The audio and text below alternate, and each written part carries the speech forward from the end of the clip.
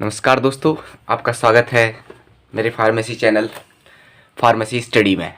तो दोस्तों आज हम चालू करेंगे जो फार्मास्यूटिक्स का जो पहला सब्जेक्ट है, फार्मास्यूटिक्स फर्स्ट ईयर का। तो सबसे पहले जो इम्पोर्टेंट टॉपिक होता है फार्मास्यूटिक्स में वो होता है introduction of pharmaceutical doses form, क्योंकि आप यहाँ पर देख पा रहे होंगे introduction to pharmaceutical doses form. Doses form दोस्तों ये वही डोजेस फॉर्म है जिससे हम किसी भी मेडिसिन वगैरह को लेते हैं या उसे यूज करते हैं, वो सारे के सारे डोजेस फॉर्म के अंतर्गत आते हैं। तो इसमें सबसे पहले हम देखेंगे दोस्तों, सबसे पहले इसमें आता है एरोमेटिक वाटर दोस्तों। उसके बाद दूसरे जो हैं वो है आपका कैचेट्स। तीसरे टाइप्स जो होते हैं डोजेस फॉर्म में वो आता है दोस्तों टिंचर। चौथा जो है वो है दोस्तों आपका स्प्रिट। पांचवा जो है वह है प्रूफ स्प्रिट। छठा जो है वह है एलिक्जर। सातवां जो है सिरप। उसके बाद आता है दोस्तों ड्रॉच। उसके बाद आता है ड्रॉप।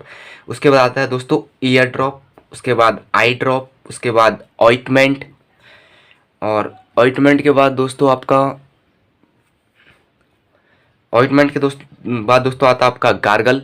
गार्गल के बाद आपका क्रीम के बाद आपका जेल के बाद दोस्तों आपका पेस्ट के बाद आपका पॉल्यूट्स। उसके बाद टैबलेट, कैप्सूल्स और आपका पेसरीज, पिल्स, पेंट्स और आपका लिंक्टस और आपका liniment, lotion, lozenges, mouth wash, nasal drop और नजल स्प्रे।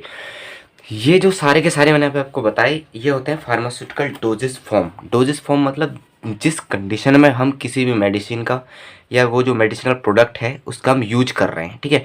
जैसे आपको मैं एक चीज़ बता दूँ, सिरप क्या है, लिक्विड प्रिपरेशन है, ठीक है। तो इसमें हम लिक्विड में यूज करते हैं। ईयर ड्रॉप है वो कान के लिए, तो ये कुछ स्पेसिफिक इनको बताया गया, जैसे टैबलेट है सॉलिड डोजेज फॉर्म है, कैप्सूल है सॉलिड डोजेज फॉर्म है, ठीक है। तो इनके बारे में अब हम पढ़ेंगे। पूरी जो फार्मास्यूटिक्स है वो इन्हीं पे ही डिपेंड है कि ये डोजेस फॉर्म है और इन्हीं से हम क्या होते हैं मेडिसिन को लेते हैं। अब हम बात करते हैं दोस्तों, थोड़ा सा इसमें एक दो चीज़ों को मैं डिस्क्राइब कर देता हूँ। जैसे आपका एरोमेटिक वाटर जो होता है दोस्तों, यहाँ पे आप देख रहे हैं एरोमेटिक वाटर जो होता है ये सैचुरेटेड एक्वा सॉल्यूशन होते हैं वोलाटिली ऑयल्स के। क्या होते हैं? सैचुरेटेड एक्वा सॉल्यूशन होते हैं वोलाटिली ऑयल्स के या फिर अदर एरोमेटिक्स वाटर के, ठीक है, या वोलाटिली सब्सटेंस के। और ये जो आपके एरोमेटिक वाटर होते हैं दोस्तों, जनरली इनका यूज़ किया जाता है एज ए फ्लेवरिंग एजेंट के रूप में। इनका यूज़ कैसे किया जाता है? एज ए फ्लेवरिंग एजेंट के रूप में इनका क्या किया जाता है? यूज़ किया जाता है। और इनको बनाने के फिर डिफरेंट मेथड होते हैं कि हाँ भाई एरोमेटिक वाटर को कैसे बनाया जाता है। तो इनको बनाने के मेथड हैं दोस्तों। पहला मेथड है डिस्टिलेशन मेथड के अंतर्गत हम क्या क्या एरोमेटिक वाटर को बनाते हैं। इसमें हम बनाते हैं एक तो स्ट्रॉन्ग रोज वाटर। मैंने आपको बताया कि इनका यूज़ कहाँ किया जाता है एरोमेटिक वाटर का? As a flavouring agent. जैसे कोई भी हम प्रोडक्ट बना रहे हैं उसमें हमको फ्लेवर के रूप में हम इसका यूज़ करते हैं, ठीक है। तो उसमें आपका आता है दोस्तों एक तो स्ट्रॉन्ग रोज वाटर है जो मैं आपको बता रहा था।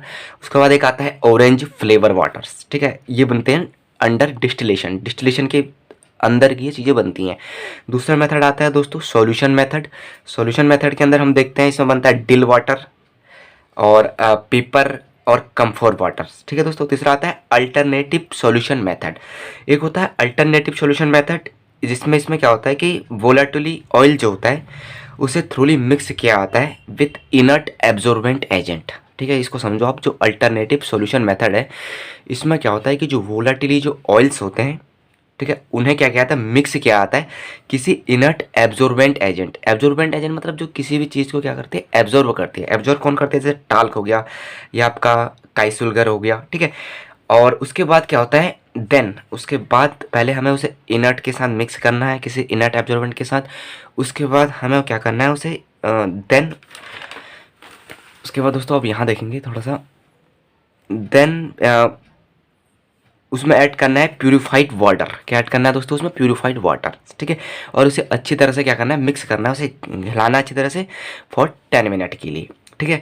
Then solution is filter until a clear filter is obtained, ठीक है। जैसे आपका कॉन्सेंट्रेटेड पिपरमेंट वाटर। तो अभी हमने दोस्तों पढ़ा सबसे पहले एरोमेटिक्स वाटर, ठीक है, ये हमने यहाँ पर अभी देखा आपने एरोमेटिक्स वाटर, ये क्या है, एक डोजेज फॉर्म के अंतर्गत ही आता है। तो एरोमेटिक वाटर क्या होते हैं, they are saturated aqueous solution of volatile oils या other aromatics water. They are generally used for, इनको जनरली यूज किस लिए क्या आता है, they are generally used for as a flavouring agent. इनको बनाने की 3 मेथड होते हैं। एक सबसे पहला मेथड जो मैंने आपको बताया था दोस्तों, वो था आपका डिस्टिलेशन मेथड। डिस्टिलेशन मेथड के अंदर हम क्या क्या बनाते हैं, strong rose water, orange flavour waters, ठीक है। और सॉल्यूशन मेथड के अंदर हम बनाते हैं दोस्तों डिल वाटर, पिपरमेंट वाटर या फिर कम्फोर वाटर। और अल्टरनेटिव सॉल्यूशन मेथड के अंदर हम बनाते हैं कंसंट्रेटेड, इसमें बनाते हैं कंसंट्रेटेड पिपरमेंट वाटर। तो एज ए फार्मासिस्ट अगर एग्जाम होता है तो हमसे इतना ज़्यादा तो पूछा नहीं जाता है, हमसे केवल ये पूछा जाएगा कि एरोमेटिक वाटर क्या होता है। कभी ऐसा आता है व्हाट इज एरोमेटिक वाटर, तो हमें पता होना चाहिए कि this is saturated aqua solutions of volatile oils. Clear है। दूसरा आएगा कि इस टाइप के क्वेश्चन आ सकते हैं कि जो स्ट्रॉन्ग रोज वाटर होता है वो किस मेथड द्वारा बनाया जाता है, तो वो बनाया जाता है डिस्टिलेशन मेथड द्वारा।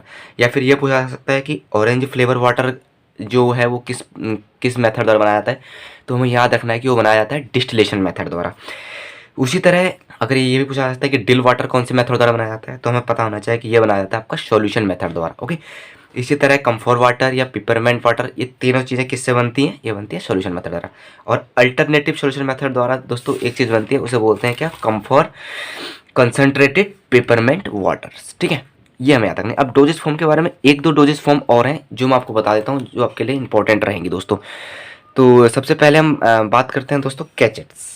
कैचेट्स जो होते हैं ये सॉलिड डोजेस फॉर्म होते हैं। कैचेट्स क्या होते हैं, यहाँ पर आप देख रहे हैं, cachets are solid doses form mint for oral administration. तो कैचेट्स जो होते हैं वो सॉलिड डोजेस फॉर्म होते हैं और जिनको ओरली, मुंह के द्वारा हम क्या करते हैं दोस्तों, लिया जाता है, ठीक है, of नोजियस and disagreeable drug substance, ठीक है।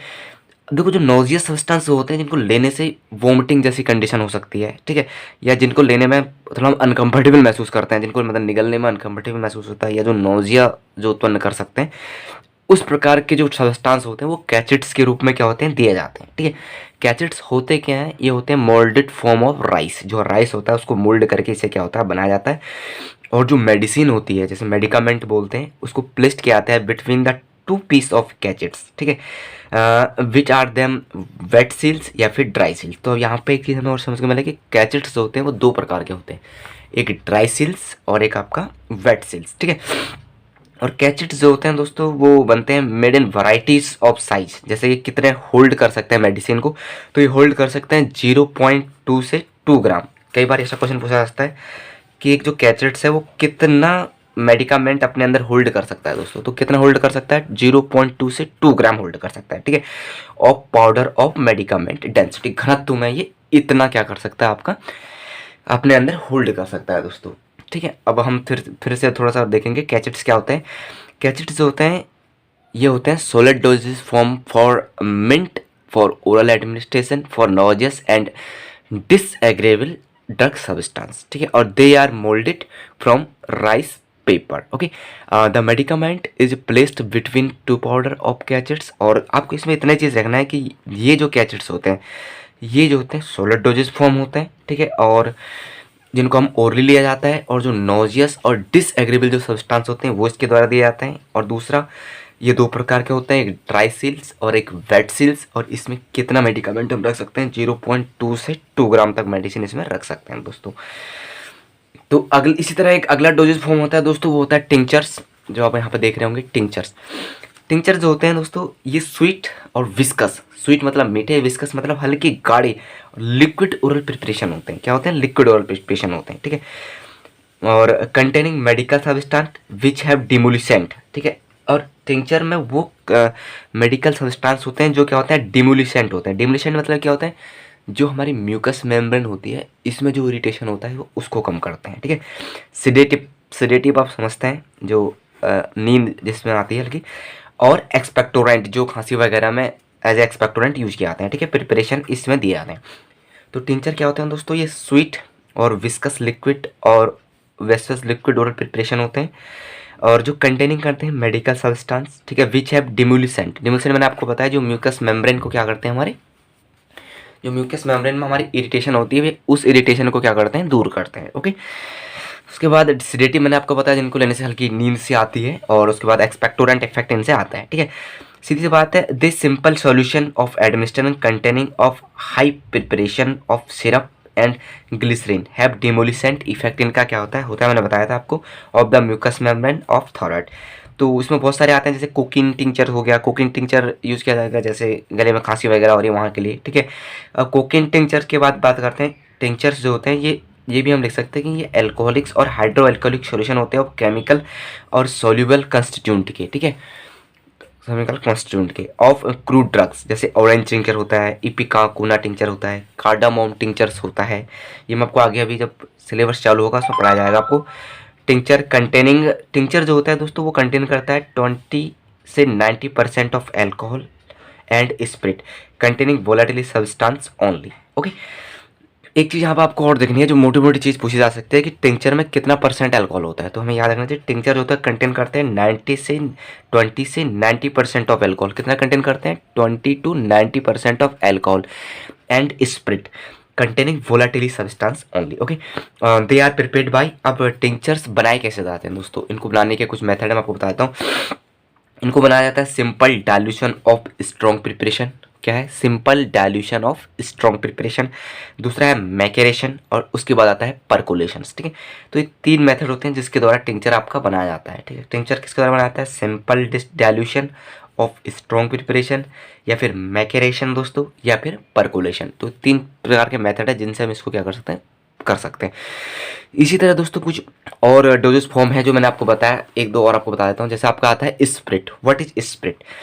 स्प्रिट जो होता है दोस्तों ये होता है आपका एल्कोहलिक और hydro alcoholic solution of volatile oil, ठीक है। क्या होता है स्प्रिट? क्या होता है? एल्कोहलिक और हाइड्रो एल्कोहलिक सॉल्यूशन होता है वोलेटिली ऑयल्स का, ठीक है, which are use internally for their medicinal values and flavouring agents, ठीक है। तो स्प्रिट क्या होता है दोस्तों? स्प्रिट जो होता है वो एल्कोहलिक और हाइड्रो एल्कोहलिक सॉल्यूशन होता है किसका? वोलेटिली ऑयल का, विच आर यूज्ड। तो स्प्रिट कहाँ यूज़ किया आता है? स्प्रिट यूज़ किया आता है इंटरनली। ऐसे क्वेश्चन पूछे जाते हैं, spirit are use generally internally for their medical values के कारण से इंटरनली यूज़ किया जाता है, ठीक है, और फ्लेवरिंग एजेंट के रूप में यूज़ किया जाता है। स्प्रिट में also applied externally use of inhalations. इसको इनहेलेशन के लिए भी यूज़ किया जाता है, ठीक है, जैसे एरोमेटिक स्प्रिट ऑफ अमोनिया, ठीक है। स्प्रिट कैसे बनता है ये हमें देखना है। ये बनता है सिंपल डिसोल्यूशन मेथड द्वारा, दूसरा आपका आता है दोस्तों मैकेरेशन मेथड द्वारा, तीसरा आता है केमिकल रिएक्शन द्वारा, और फोर्थ आता है आपका डिस्टिलेशन मेथड द्वारा, ठीक है।